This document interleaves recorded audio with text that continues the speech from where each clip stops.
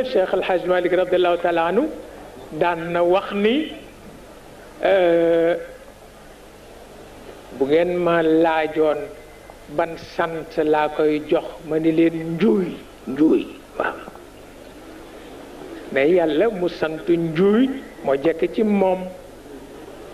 ndax lu tax moom it dafay défendre cause am boo deful benn effort rek mu gañe la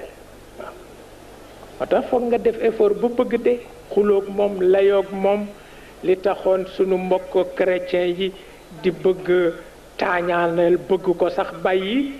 dañu seen Isa ibnu Maryama ca kaw ëkk ga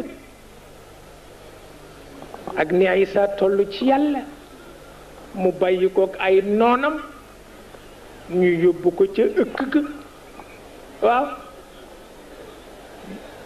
mara day taali deyin bu ñaaw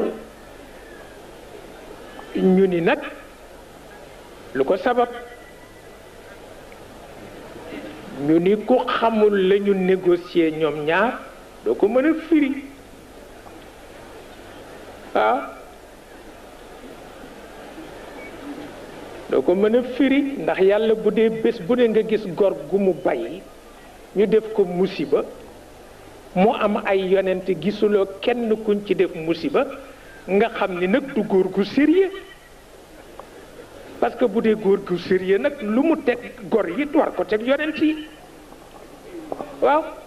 ñoo xam nag lu ñuy négocier pour jënde ko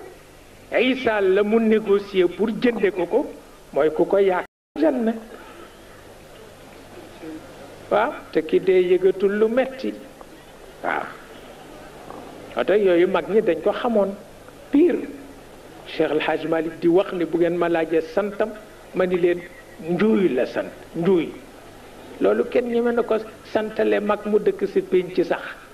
waaye moom mi ngi ko santale yàlla ndax xam na li mu wax waaw xam na li mu wax léeg-léeg am côtéem moom yàlla côtéem